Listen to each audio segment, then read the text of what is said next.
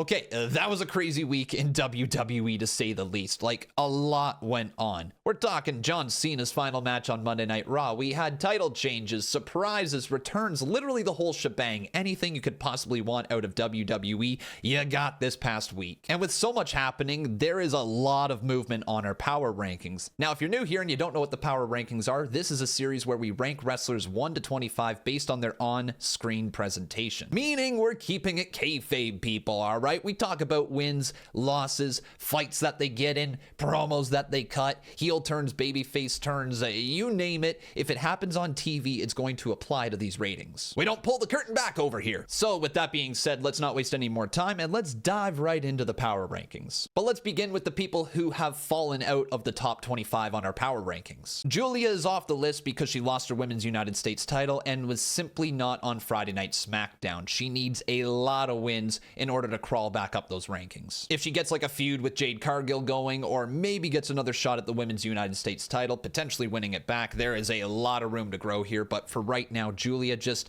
there's no momentum going for her. Logan Paul is also off the list because the dude just kind of stood there alongside of the Vision. He was rocking a wannabe Shield vest. I don't know, does he think he's Seth Rollins 2.0?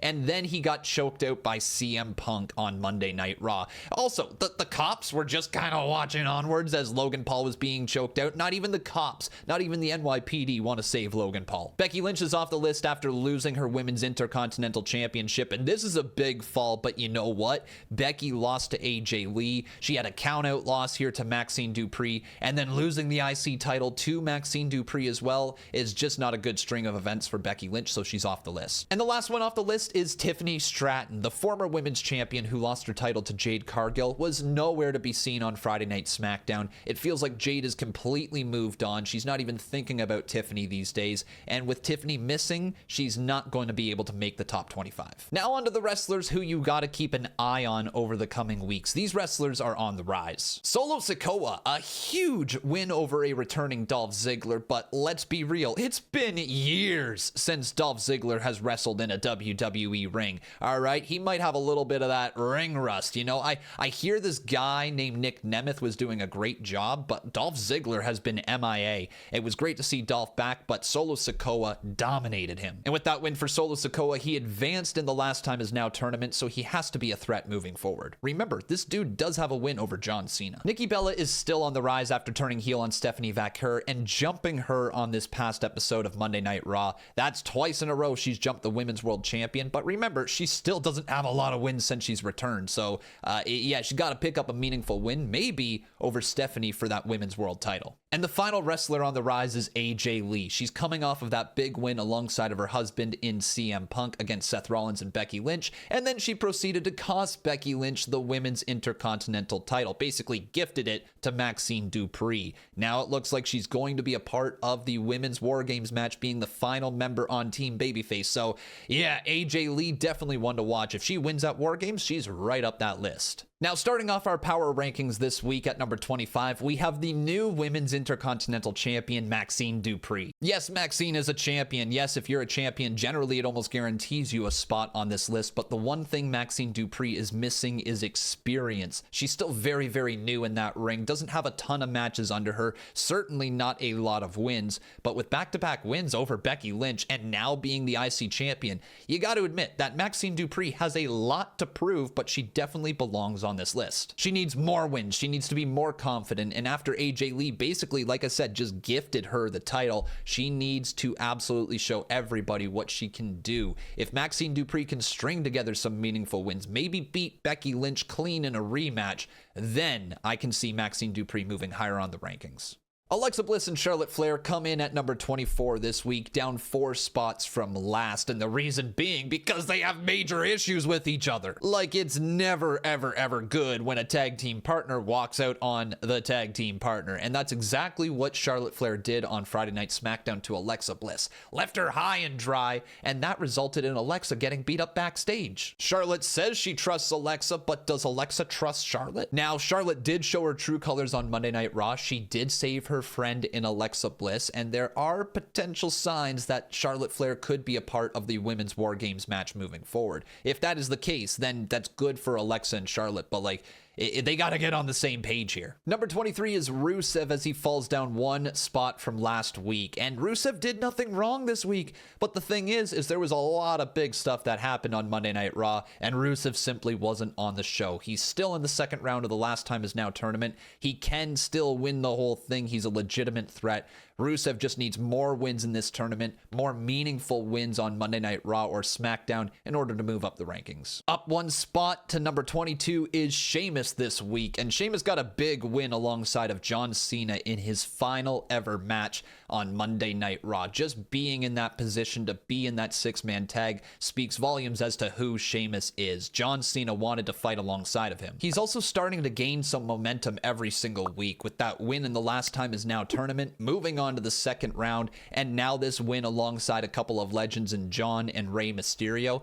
Everything is cooking on all cylinders for Sheamus right now. Sheamus is looking good. Drew McIntyre didn't get screwed this week in the rankings. He's up 3 spots to number 21. It was a big week for Drew. He officially returned to WWE after that short-lived suspension. He joined the Vision's team. He got into a big brawl on Monday Night Raw where he didn't back down, and everything seems to just be rolling for Drew McIntyre. And I don't know, there might be something more here with Drew and Paul Heyman. Like, why exactly would Drew sign a deed with the devil in Paul? Like, maybe there's something more going on there. Like, every time I see Drew McIntyre and Paul Heyman together, I keep coming back to this segment where they talk to each other about Paul Heyman's involvement in the bloodline. And I've always thought that their chemistry together was incredible. And I wonder truly if, like, something more is going on between these two. But after he took out the Usos and Cody on Friday Night SmackDown and made that big return, there's no question about it. Drew McIntyre moves up the list. Down 2 spots to number 20 this week are the Raw Tag Team Champions, AJ Styles and Dragon Lee. Yeah, they are still Tag Team Champions. They do have one successful title defense under their belt, but like,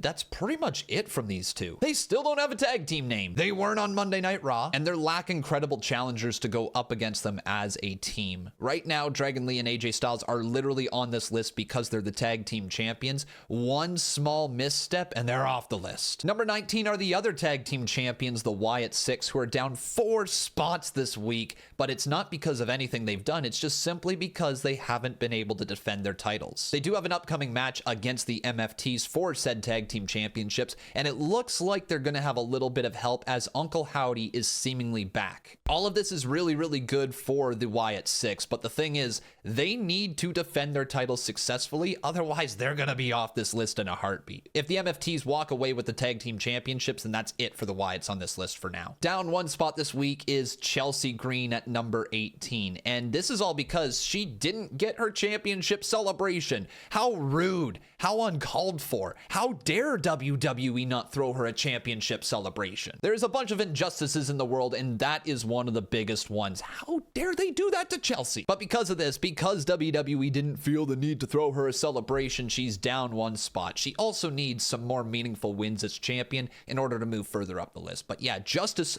needs to be served for Chelsea Green. Throw that girl a championship celebration, all right? Do it. Up 2 spots this week to number 17, we have LA Knight. Yeah, and this comes after a big win in the Last Time Is Now tournament over a returning Zack Ryder. Now, don't get me wrong, Zack Ryder looked great in this spot, but if LA Knight had lost to Zack Ryder, a man who has not been in WWE for how many years, it just simply wouldn't have been good for him. LA Knight needed this win more than anybody wanted to admit. If he took that L, he would have been straight off this list. But now that he's in the second round of the Last Time Is Now tournament, momentum seems to be on his side, and he's one of the favorites, I would say, to win this entire thing. So LA Knight looking great, still getting some of the loudest crowd reactions on any given night. He deserves to be on this list. Down 4 spots to number 16 this week is Big Bronson Reed, and it's not like Bronson had a bad week. He did have a match against Cody Rhodes on Friday Night SmackDown, which did end via DQ, and then he also was in the closing segment on Monday Night Raw. The guy is set for War Games. He's one of the most protected wrestlers on this roster,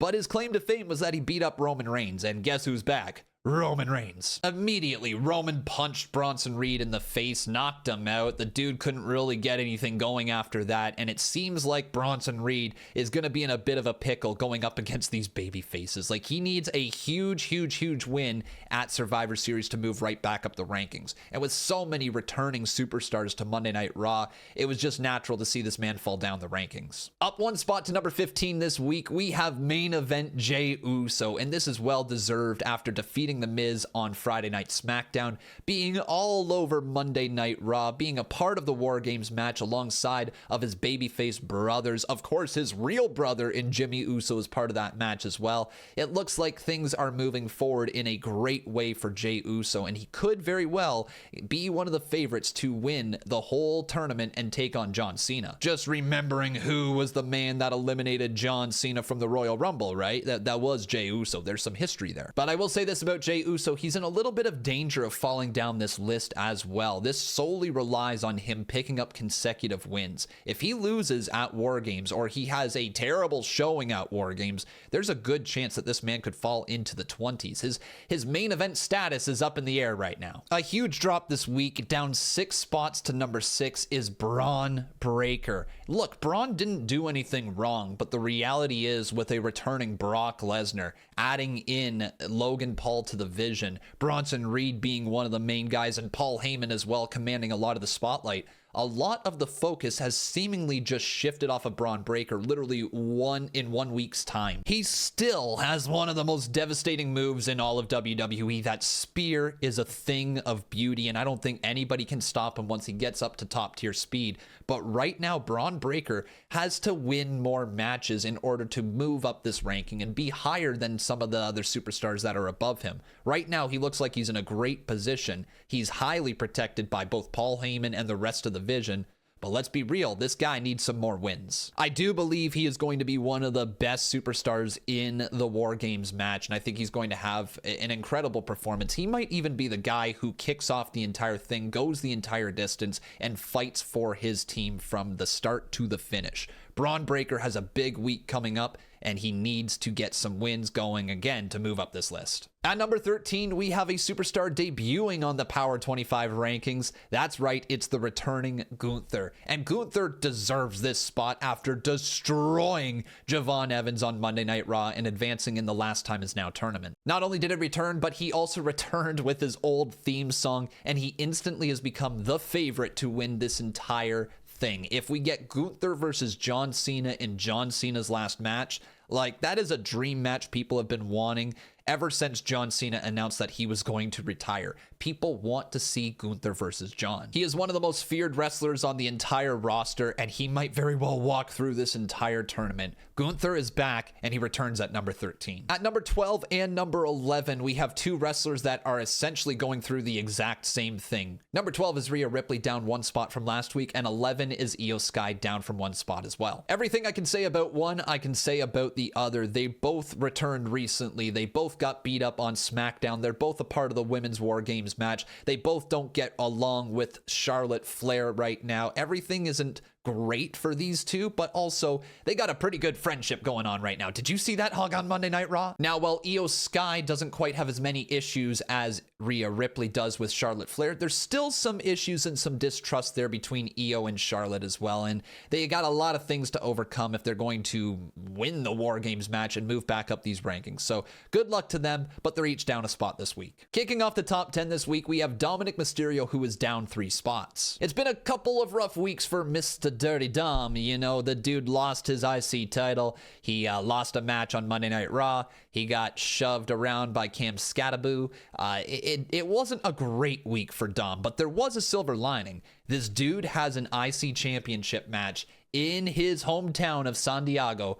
I sounded like Ron Burgundy there for a sec. Go yourself, San Diego. Editor, I hope you bleep that out. Stop it. Get some help. But he has a match in San Diego against John Cena for the IC title, and he could very well win it back there. There's lots of rumors going around that maybe Dom and Liv are going to reunite at Survivor Series, and she's going to help him bring back that title, but we'll wait and see, won't we? We will wait and see. Until then, Dirty Dom, you're at number 10. At number 9, we have the Kabuki Warriors, who remain in the exact same spot as last week. It's been a strong start to their title reign so far. They've looked good. They've gotten the jump on the baby faces before War Games. It seems like they formed a formidable squad with Nia Jax and Lash Legend. Things are cooking right now for this group. Now, when it comes to the War Games match, I think we need to see something big from the Kabuki Warriors that establishes them as a true threat in the tag team division. Yeah, they've been threats, don't get me wrong, but like they need to seem vicious. They need to seem unhinged. They need to prove to everyone that they are willing to do anything, and I mean anything, to pick up a win. Because boy, are they going to have to bring it inside of War Games. That babyface team is stacked and they're out for blood. Making his debut on the Power 25 rankings, we have Roman Reigns coming in at number 8. I mean, it's your tribal chief, right? The tribal chief, the big dog, the hoo-ah guy is back. He's got his finger up in the air and all that stuff, and Roman Reigns is marching into War Games. He instantly changes the playing field here. He instantly makes the babyface team feel that much more credible, that much more like ready to take on anything that the Vision can throw them. Now, he is coming off of a loss against Bronson Reed, which is why he's down here at number 8 and not in the top 5 or anywhere near it right now. And he also hasn't really been around that much to warrant being higher than some of the other wrestlers on this ranking. But like, let's call a spade a spade. Roman Reigns is back. Roman Reigns is a big deal. Roman Reigns changes things for the babyface team. Plain and simple. But if we're going to have Roman Reigns return at number 8, we have to have Brock Lesnar return at number 7. The Beast is back. Brock Lesnar, the moment his music hit, things just changed completely for the War Games match. And while a lot of people expected this to happen, it is a big addition to the heel team. The Vision getting Brock Lesnar on their side inside of War Games is a scary, scary thought. Like, we might actually be looking at the most dominant team going into War Games that has ever been assembled. But if we were to forget all of that, if we were to throw all of that to the side and people are like, why is Brock here? He's coming off of a squash win over John Cena, the current Intercontinental Champion, who is higher on this list than him. Brock Lesnar deserves to be in the top 10 right now, and he is going to showcase everything that he brings to the ring inside of War Games. Brock Lesnar is going to be unhinged. Down one spot this week, we have the Men's United States Champion in Ilya Dragunov at number 6. And this wasn't a bad week for Ilya. In fact, he did defend his title successfully on Friday Night SmackDown against Axiom, the math dude. And he looks great, man. There's nothing wrong with Ilya. What he brings to the ring is just pure intensity. The problem is right now, Ilya Dragunov is facing some less than credible challengers. And while we're getting some incredible matches on TV, no one is really believing that his U.S. title is in any danger. Maybe the odd occasional near fall, but like Ilya Dragunov is just dominant right now. He has a match on the horizon with Tommaso Ciampa, which I'm sure is going to be an absolute banger, but until we start to see more and more credible challengers for Ilya Dragunov, he's going to struggle to move up this list. Down one spot this week to number 5, we have the women's champion, Jade Cargill. This was a good week as well for Jade Cargill. She successfully defended her title against kayfabe. She destroyed her in the process and just made it literally look too easy. She feels nearly unstoppable, but she falls into the same category as some of our other champions. Not enough credible challengers to warrant being even higher on this list. And while Jade Cargill looks like she is the real deal, that it's her division, right now she's missing that star to come and face her, right? Like, I know Bianca Belair is injured right now, but Bianca and Jade, if they were to run it right now, man, that would be exactly what Jade Cargill needs. But until then, she's just going to be a dominant force out there on Friday Night SmackDown, racking up win after win after win. Jade Cargill, number 5 this week. Up 2 spots this week, you can't see him. It's John Cena, the Intercontinental Champion. He's the GOAT. right? He's the GOAT. He's the greatest of all time when it comes to WWE. There is no question about it. And if you don't know that now, Michael Cole will make sure you know it. He is going to scream it into your ear until you dream about it, okay? You gonna know that John Cena is the GOAT. But not only did he win that IC title from Dominic Mysterio on Monday Night Raw a week ago, he proceeded to win his last ever match on Monday Night Raw alongside a Sheamus and Rey Mysterio against the Judgment Day. John Cena winning again on his last night, just it felt so right. Madison Square Garden was so hot for John, and you just can't deny how big of a legend this dude is. I'm not going to be able to put him on the power rankings for long, so let's enjoy it while it lasts. John Cena here at number 4. Down one spot from last week, we have the Women's World Champion in Stephanie Vaquer holding down the number 3 spot. Now, while Stephanie Vaquer is still undefeated in singles competition, she has now been jumped twice by Nikki Bella in the past 2 weeks. It's like she needs to get accustomed as to what WWE is really all about. You gotta always be looking over your shoulder, keeping one eye open, looking left and right before you cross the street. Stephanie Vaquer has a lot to learn, and Nikki Bella is teaching her important lessons. The main lesson being you don't trust a Bella. But she is now set to defend that Women's World title against Nikki Bella at Survivor Series. At least I think that's confirmed. And that match is going to be very, very good for Stephanie. I don't know what the outcome's going to be. I imagine Stephanie will defeat Nikki Bella, but hey, stranger things have happened. A big win over Nikki Bella at Survivor Series definitely puts her in consideration for the top spot here on this list, if not getting back to number 2. Surpassing Stephanie Vaquer this week, we have Cody Rhodes taking over the number 2 spot, up 1 from last week. And this comes after winning his match on Friday Night SmackDown against Bronson Reed. Yes, it was via DQ, but a win's a win. He, however, did get beat up on SmackDown shortly afterwards, but proceeded to get his lick back on Monday Night Raw when we ended with that crazy brawl. He's helped assemble one of the greatest War Games teams in history, and this is going to be incredibly exciting to see how Cody Rhodes performs inside of War Games. Is he going to be the heart of this team? Is he going to start things off, or is he going to be the closer? A big-time performance from Cody Rhodes inside of War Games might very well tip the scales in his favor and push him back up to that number 1 spot. And last but certainly not least, locking down the number 1 spot for the second week in a row, we have CM Punk, the World Heavyweight Champion. Everything that I just said for Cody Rhodes can pretty much be applied here to CM Punk. He's one of the top wrestlers on the brand, if not the top wrestler on Monday Night Raw right now. As the World Champion, he is locking down that main event scene,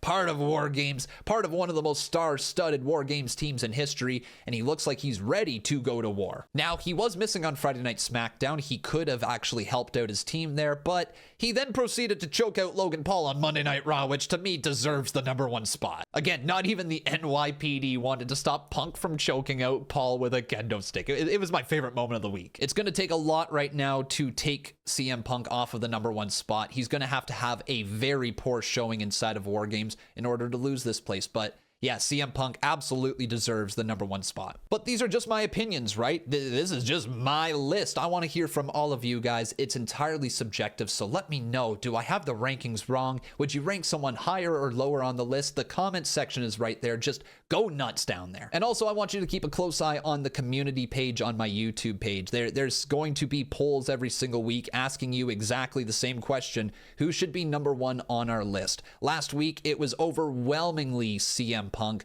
but Cody Rhodes started to make that push up towards number 2, and that helped influence this week's list. So if you want to make your voices heard, be sure to go check out the community page and get voting in those polls. But that is it for this week's Power Rankings. Make sure you leave a like on this video, make sure you subscribe to the channel, turn on those notifications, and keep coming back right here for lots more pro wrestling content. Thanks for watching, and we'll see you soon.